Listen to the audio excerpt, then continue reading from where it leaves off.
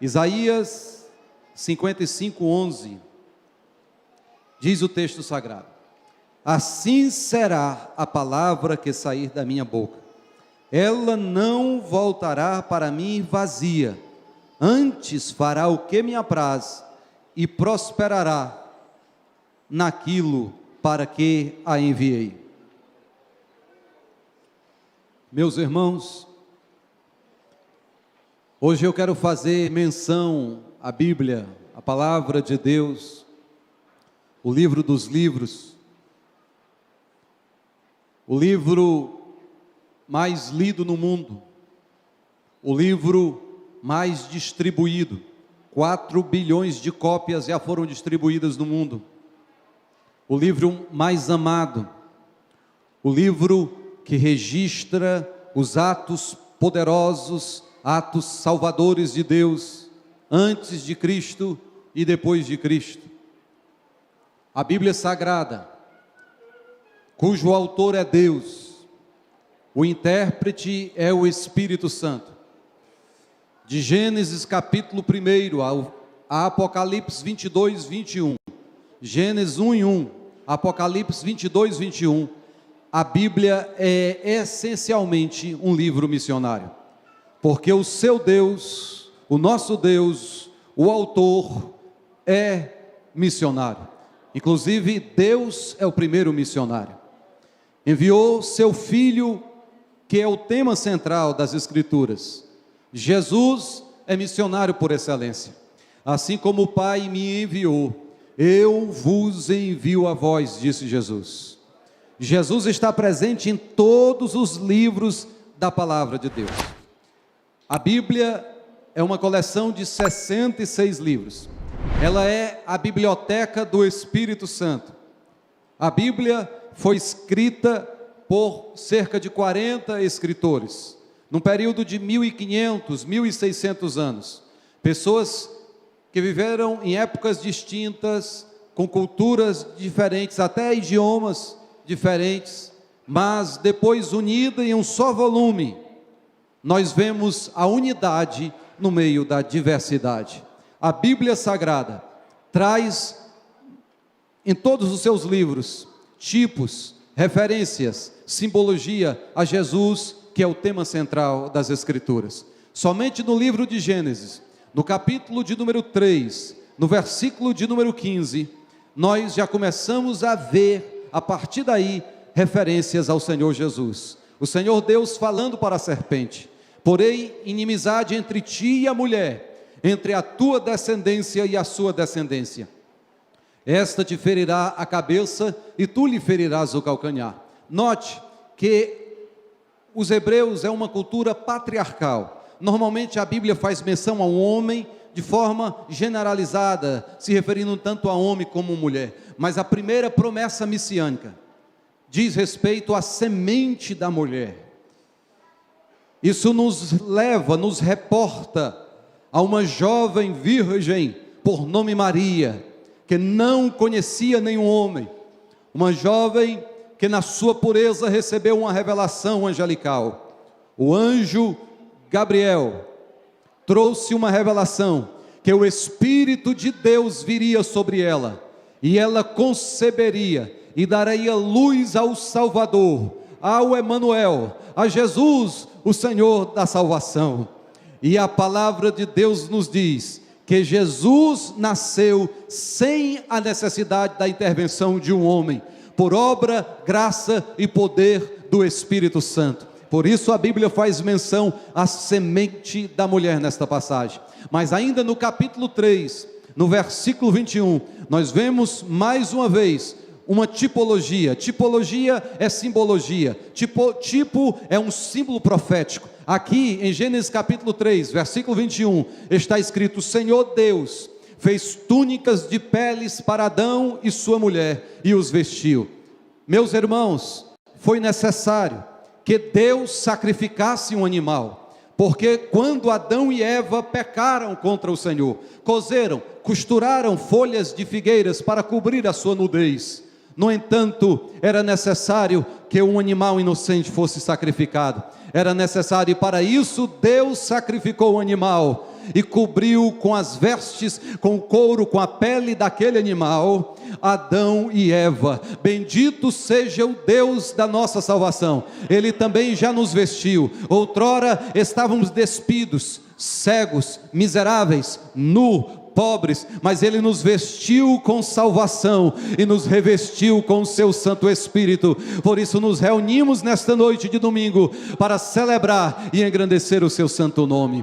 Paginando o texto sagrado, lá no capítulo 6 de Gênesis, nós vemos menção à arca. Há uma menção à arca, e a Bíblia diz que a arca tinha uma porta. Jesus Cristo é a única porta que conduz à salvação. Eu sou a porta, disse Jesus. Quem entrar por mim, entrará, sairá e achará pastagens. Quem entrou pela porta da arca, que também representa Jesus, alcançou o livramento da condenação do dilúvio. Quem entrou na arca, quem entrou na porta, que é Jesus, também está guardado da ira que em breve haverá de cair sobre toda a terra. Bendito é o santo nome de Jesus. Ainda no livro de Gênesis, lá no capítulo de número 21, nós vemos Deus fazendo uma promessa a Abraão. Abraão tem um filho, agora com 100 anos de idade. 100 anos fala de algo pleno, fala de plenitude. Abraão nesta idade foi pai, vindo à plenitude dos tempos. Deus enviou seu filho, nascido sob mulher, nascido de mulher, sob a lei, para resgatar os que estavam debaixo da maldição da lei. Bendito seja o nome de Jesus. Meus amados irmãos, no capítulo seguinte nós vemos Isaías, que agora, aliás, Isaque, filho de Abraão. Abraão já um homem de cerca de 115 anos, talvez Isaque com 15 anos de idade aproximadamente, já forte, um jovem do campo, um jovem do rebanho, um jovem que tinha um vigor físico. No entanto, seu pai, um homem idoso, um homem já de idade avançada, mas Deus mandou Abraão sacrificar o seu filho, e Abraão obedeceu. Mas eu vejo também a obediência de Isaque. Isaque tinha mais força do que Abraão, no entanto ele se colocou no local do sacrifício. Bendito é o nome do Senhor. Quando Abraão levantou o cutelo, aquele instrumento cortante, e foi sacrificar o seu filho, a voz do Altíssimo bradou desde os céus e disse: Abraão, Abraão, não faças tal coisa, porque agora sei que temes a Deus. Abraão olhou de lado. Isaque representava Jesus, mas de lado, preso pelos chifres, tinha um carneiro, e aquele carneiro substituto também apontava para Jesus, o Cordeiro de Deus, aleluia, que tira o pecado do mundo e que foi morto por mim e por você, para que nós pudéssemos adentrar na presença do Senhor, aonde há paz, alegria. Bendito seja o santo nome de Jesus. Lá no capítulo 28 de Gênesis, nós vemos o patriarca Jacó empreendendo uma viagem, e naquela viagem ele está cansado, e o seu travesseiro é uma pedra, também é um tipo de Cristo, mas sobre isso agora não quero fazer menção. Ele vê numa revelação uma escada que vem dos céus até a terra, e nesta escada anjos subiam e anjos desciam. Esta escada também representa Jesus. Através de Jesus há uma ligação do céu com a terra. Através do sacrifício de Jesus, um novo caminho nos foi aberto, e agora estamos trilhando triunfantemente para as mansões celestiais. Através de Jesus, entre Deus e os homens, só há um mediador, Jesus Cristo, homem, e através de Jesus, os anjos de Deus trabalham em favor da igreja, porque os anjos são espíritos ministradores, enviados para servir a favor daqueles que hão de herdar a salvação. Sem saber, Deus tem te guardado através dos seus mensageiros, através dos seus anjos. Se você crê nesta verdade, levante a mão e glorifique a Deus pelo livramento na sua vida. Meus irmãos, ainda em Gênesis nós vemos José, em muitos aspectos representando Jesus, foi traído pelos seus irmãos, Jesus foi traído pelos seus irmãos. José foi vendido por moedas, Jesus foi vendido por 30 moedas de prata. José torna-se governador, Jesus é o governador do universo.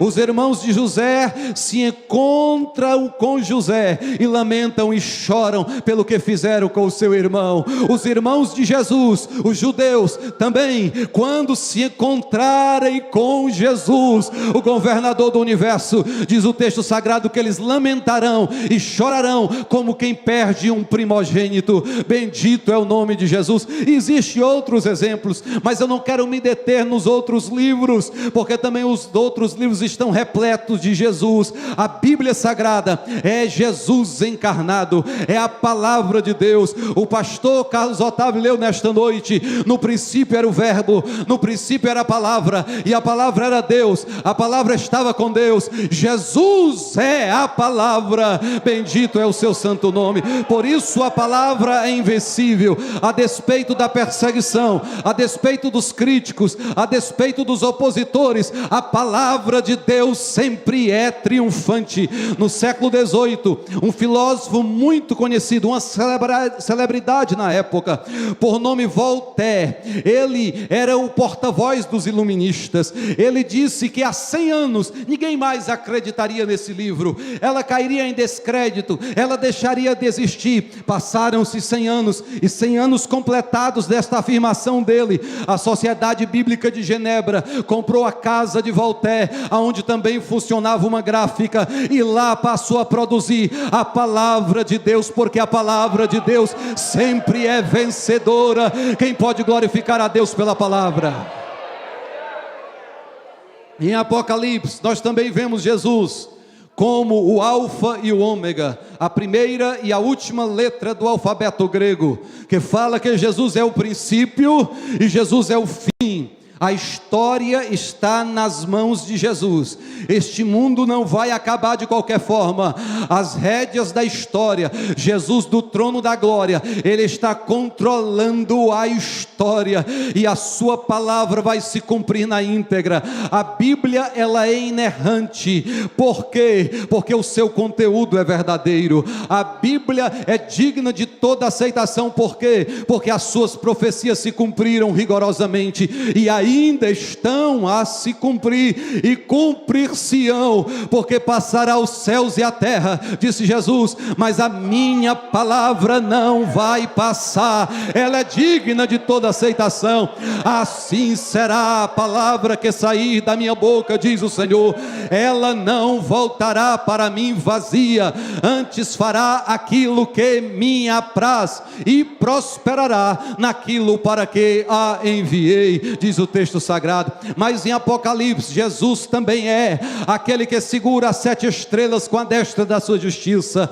Ele também é aquele que passa no meio dos castiçais de ouro, que representa a igreja. Ele também é o que foi morto e ressuscitou e vive pelos séculos dos séculos. Ele também é o Rei dos reis e o Senhor dos senhores. Jesus era, é e será. Ele é imutável. Por isso nós estamos aqui, porque as suas misericórdias se renovam a cada manhã.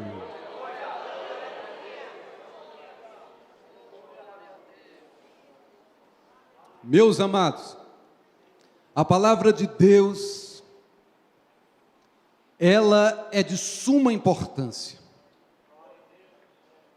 Aonde não há a palavra de Deus na língua pátria, a igreja não cresce. No norte da África, onde o cristianismo floresceu, Agostinho e tantos outros homens de Deus surgiram. Depois de muitas investidas dos árabes, o cristianismo enfraqueceu. A maioria dos países da região acima do Saara, a maioria esmagadora, quase 100% são islâmicos. Do mar Atlântico, no norte da África, até o mar Mediterrâneo, com exceção do Egito. Lá no Egito tem 9% de cristãos coptas. Mas por que lá permaneceu?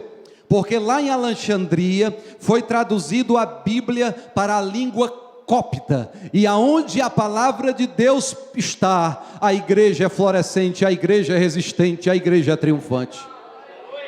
E é nosso dever levar a palavra de Deus a toda tribo, a toda língua, a todo povo e a todo idioma. No mundo existem, dependendo da fonte que você consulta, de 6.500 a 6.800 línguas vivas. Nós só temos a Bíblia Sagrada traduzida na sua plenitude em 366 línguas. O Novo Testamento em 1.012 línguas. Porções, livros separadamente em 887 línguas. Nós temos mais de 2.000 povos que não têm sequer João 3,16 na sua língua. E para traduzir a Bíblia, o desafio é gigantesco. Leva, no mínimo, o Novo Testamento, e dependendo do país, o Novo Testamento, 5 anos. Mas a média é de 25 a 30 anos. De 5 a 25 anos, há alguns casos até mais. Aqui no Brasil, nós temos 257 tribos indígenas. Destas, só tem 4 com a Bíblia Sagrada inteira. E o povo, o Wai-Wai, para ter a Bíblia, um missionário por nome Robert Eid, ele passou 54 anos para traduzir a Bíblia na língua do povo. E a Bíblia na língua do povo é a maior de todas as missionárias. Ela não tira férias, ela sempre está à disposição, ela nunca é considerada estrangeira. Por isso, nós devemos orar especificamente para que Deus levante tradutores da palavra. Desde o primórdio da igreja, nos primeiros 15 séculos, houveram apenas 30 traduções da Bíblia.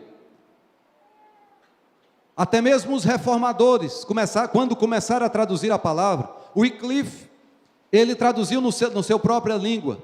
Martinho Lutero traduziu para o alemão. Mas hoje, o grande desafio é traduzir nas línguas ágrafas, que não tem escrita. E para isso é necessário que haja uma qualificação. Para isso é necessário que os linguistas sejam formados, para que eles possam ouvir os sons e escrever a fonética de uma língua desconhecida, formatar o alfabeto, preparar uma gramática, ensinar o povo a ler, para depois traduzir a palavra. O desafio é gigantesco, mas missão é assim mesmo. Missão começa difícil, torna-se impossível e depois é feita.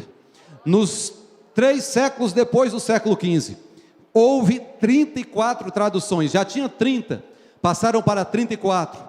No século XIX, foi conhecido como o grande século. 500 idiomas receberam traduções da palavra, pessoas trabalhando para traduzir em 500 novas línguas, mas foi no século passado, no século XX, que a tradução ganhou uma certa primazia, porque até então era tido como mais um segmento da obra missionária, e concorria a atenção com outros segmentos. A partir do desenvolvimento da ciência linguística, no século XX, o trabalho de tradutores passou a ser uma especialização na obra missionária.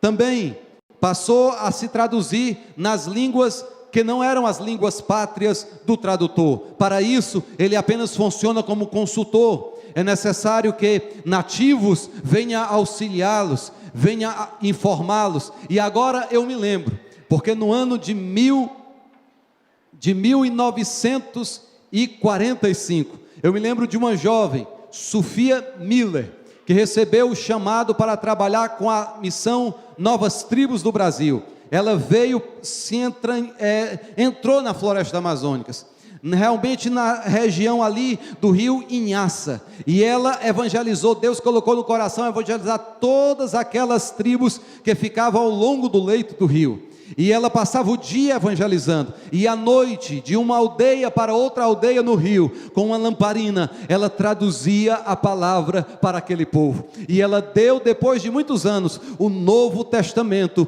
para aquela aldeia. E diz as pesquisas recentes, inclusive afirmado pela FUNAI, que as tribos do rio Inhaça são uma das poucas tribos da Amazônia onde não há homicídio, onde não há vícios, onde não há bebedice. Por quê? Porque lá a palavra de Deus chegou, e aonde a palavra chega, transformação acontece, libertação. Lembro-me de um jovem, ainda voltando um pouco, no ano de 1917, que foi enviado para vender Bíblia em espanhol na Guatemala. Chegando para o povo, ele trabalhou na região rural da Guatemala, e lá tinha uma comunidade, o Chiquiquel, se não me falha a memória, é o nome daqueles indígenas. E o Chiquiquel, ele queria se aproximar, mas eles eram hostis. O nome daquele jovem era William Cameron Tausig.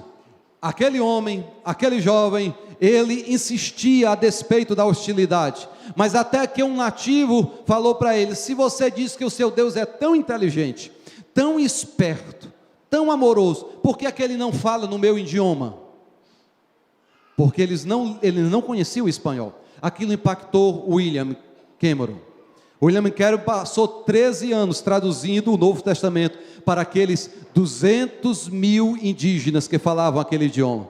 Aquele homem, William Cameron, ele fundou a Wycliffe. Wycliffe foi um dos grandes reformadores que traduziu a Bíblia. Em homenagem a Wycliffe, ele colocou o nome da associação, Wycliffe Bible Translators, tradutores da Bíblia da associação de Wycliffe. E essa se tornou a maior associação do mundo. Hoje existem mais de 5 mil missionários tradutores no mundo desta associação. Atuam em 70 países, mas se eles continuarem nesse ritmo, vai ser preciso irmos até o ano 2150 para que a Bíblia esteja no idioma, em todas as línguas. E a Bíblia nos diz que diante do Cordeiro vai ter pessoas representando todos os povos, todas as etnias, todas as tribos, para que o Cordeiro, para que Jesus regresse. Nós devemos pregar o Evangelho. A Bíblia fala apressando a vinda de Jesus. Para isso temos que orar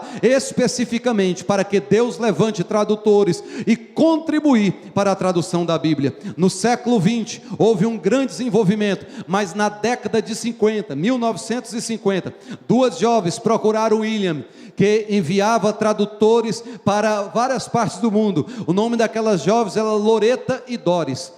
Ele até tinha, e também os missionários na época até aceitavam uma jovem ir para o campo, desde que fosse com um casal, sozinha não. E eram duas jovens, e essas jovens, quando viram ali a rejeição de William, a dúvida de William, se envia ou não envia, elas perguntaram: o Deus que guarda os homens não pode guardar duas jovens?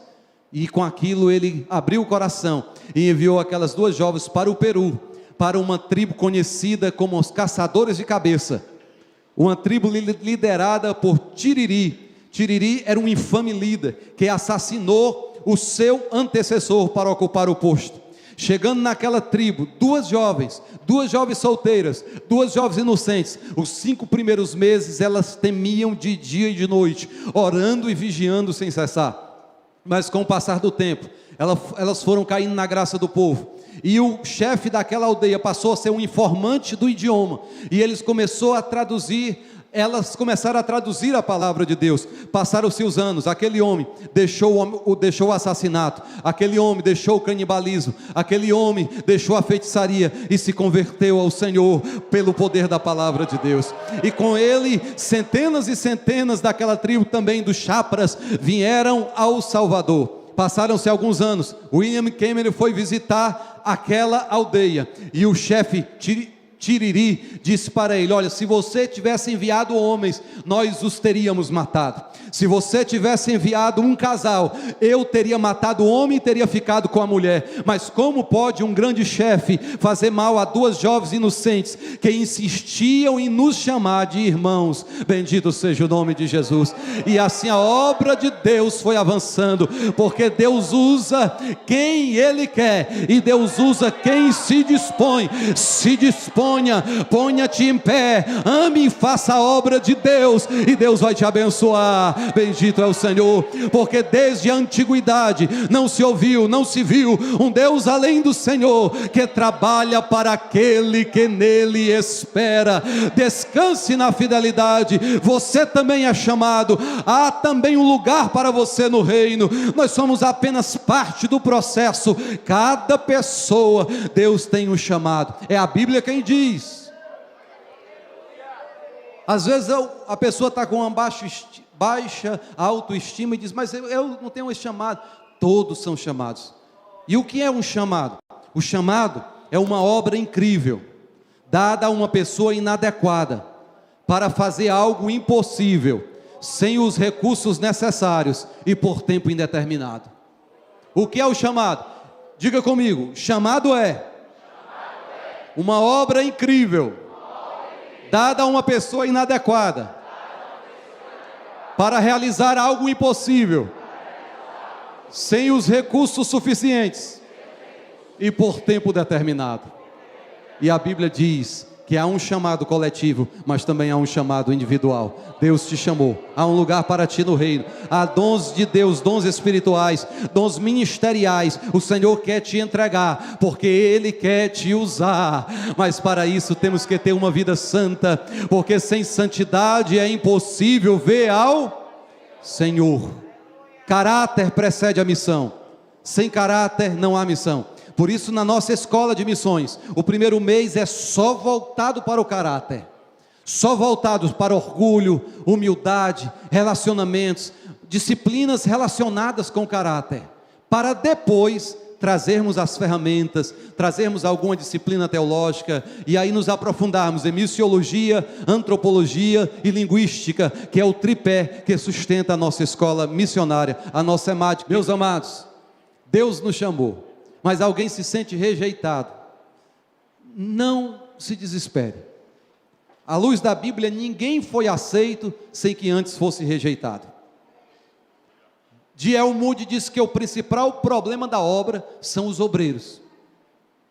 Às vezes nós mesmos obstaculamos o caminho de um irmão, mas eu quero te encorajar a erguer a tua cabeça mais para cima, erguer os teus olhos para o alto, porque do alto virá o socorro.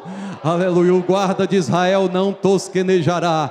Ele é quem guarda a tua entrada e a tua saída. Quem crê nesta verdade glorifica o nome de Jesus.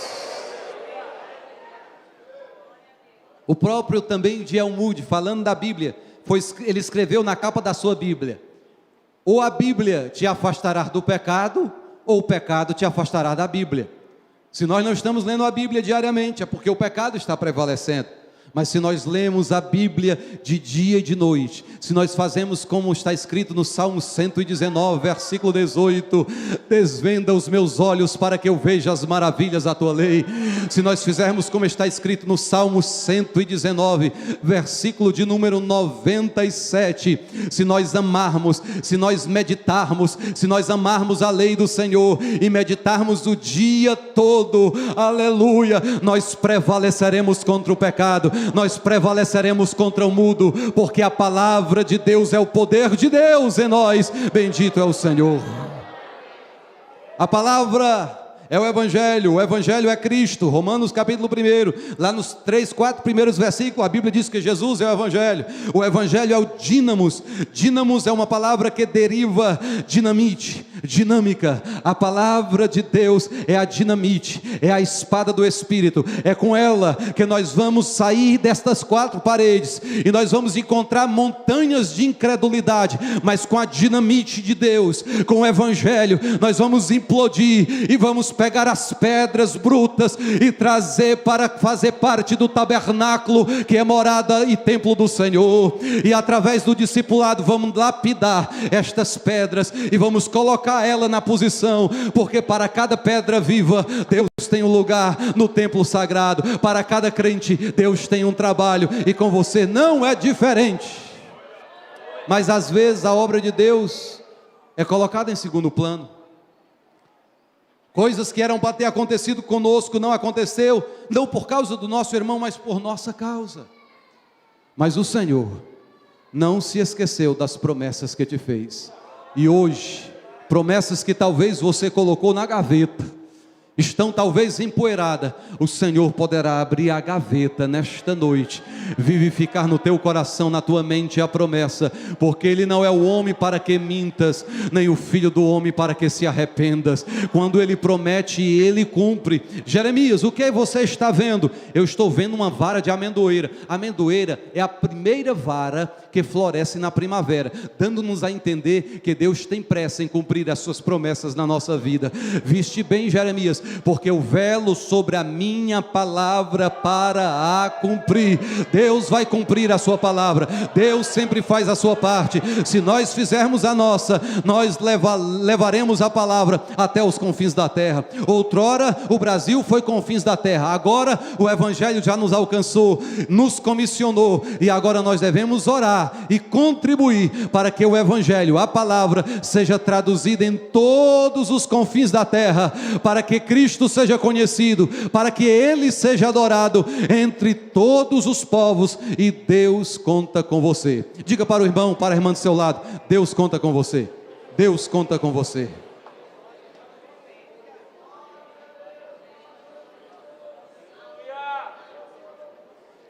Deus procura os fiéis da terra. A Bíblia diz que os seus olhos procuram os fiéis da terra. Inclusive, Deus não procura adoração. Adoração Ele já tem dia e noite no trono da glória. Claro que Deus se agrada da adoração, não estou dizendo isso, mas eu estou dizendo o que a Bíblia diz. A Bíblia diz que Deus procura adoradores. Deixe-se achar pelo Espírito de Deus nesta noite.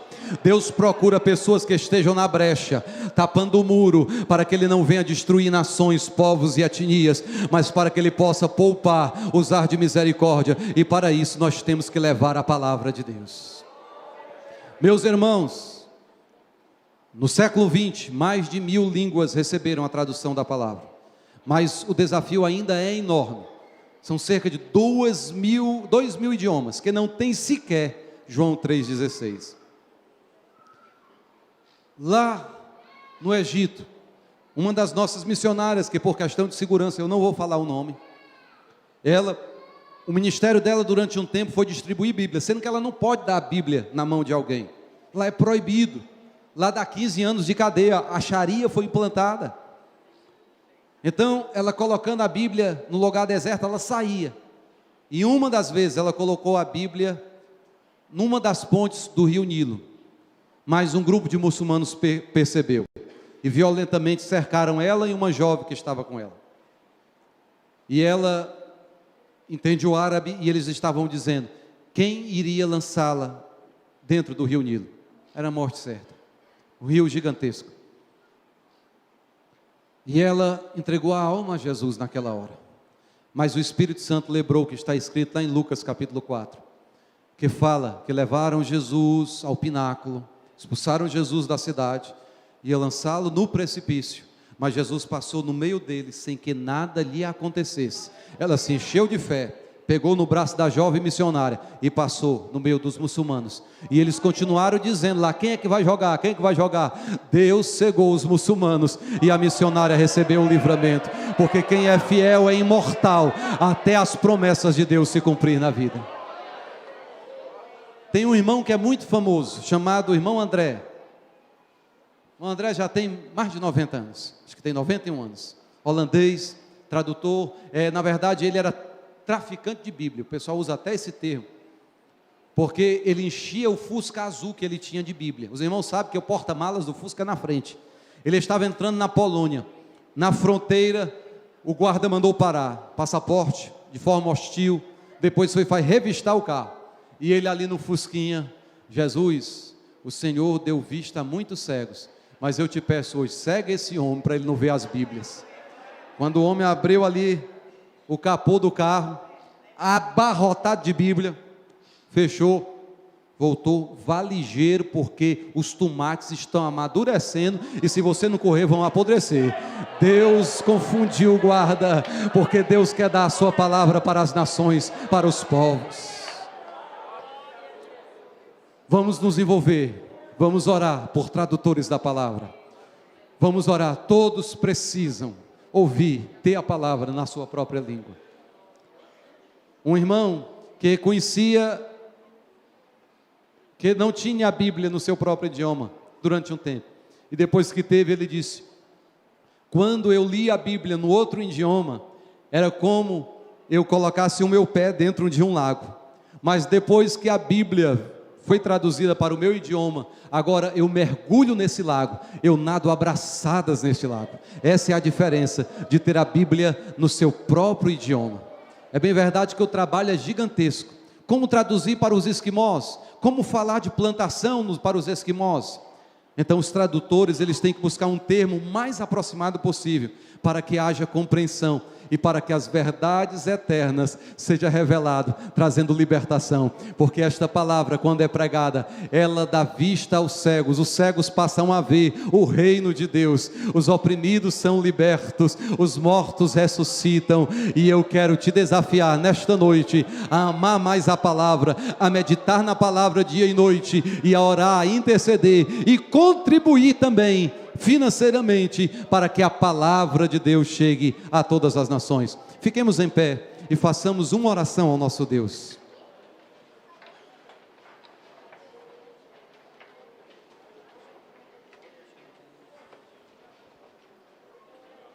Meus irmãos, nós falamos de nosso Senhor Jesus, que conforme a verdade da palavra, a Bíblia diz que onde tem 2 ou 3, Ele está presente. Jesus está nesta noite aqui, e Ele quer salvar a tua alma.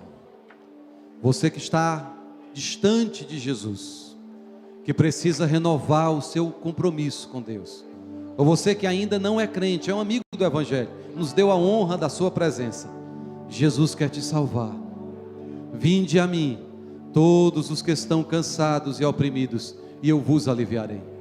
Se você quiser entregar a sua vida a Jesus, se você pedir a Jesus para entrar no seu coração, para Jesus aceitá-lo, basta você vir à frente. Se você tem algum descrente, se tem algum amigo do Evangelho que quer receber o Senhor Jesus, basta você levantar a mão como sinal, e nós iremos orar por você. Tem algum amigo do Evangelho que quer entregar a vida a Jesus? Bendito é o nome de Jesus. Pastor, eu estou afastado dos caminhos do Senhor. Você também pode se reconciliar nesta noite. O Senhor quer trazer paz ao teu coração. Pastor, eu já não leio mais a Bíblia, dá sono, eu não tenho ânimo, eu não tenho força. Você pode vir à frente e também nós iremos orar por você. Pastor, eu quero me envolver mais orando pelos tradutores. Nós vamos orar para que o espírito de súplica venha sobre as nossas vidas nesta noite, para nós orarmos de forma específica por tradutores da palavra. Pastor, eu quero contribuir com a obra missionária. Eu quero manter a obra missionária com as minhas contribuições. Você pode vir à frente e nós iremos orar por você, e Deus vai abençoar a sua vida. E você que nos assiste pela internet, o Senhor Jesus te ama, e Ele também tem um plano no seu viver. Ele também quer abençoar a sua vida. Você pode confessar a Jesus aonde você está. Você pode voltar para os braços meigos do Salvador. Deus vai te abençoar, vai mudar a tua vida, porque há poder na palavra de Deus. Nós vamos orar agora. Aqui está um irmão, também uma irmã que vieram à frente. Tem mais alguém que quer receber esta oração? Venha até o altar sem perca de tempo, e nós iremos abençoar a sua vida, para que o Espírito de Deus possa restaurar aquilo que foi perdido. Venha, você que quer se dedicar mais à palavra.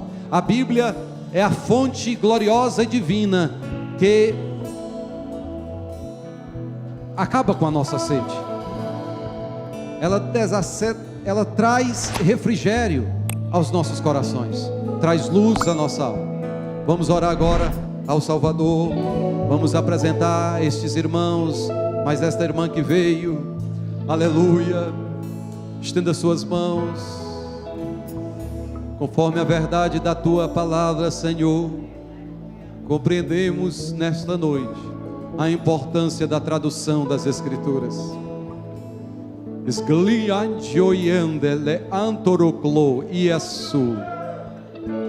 Queremos, Senhor, ser partes, ser peças nesse processo de levar a Tua palavra até os confins da terra. Os irmãos, as irmãs que vieram até a frente, para assumir o compromisso de amar mais, de meditar mais na palavra, de buscar mais o Evangelho, de viver a palavra, de anunciar o Teu amor e de orar, de interceder, para que Deus levante tradutores, para que Deus levante mantenedores da obra de tradução.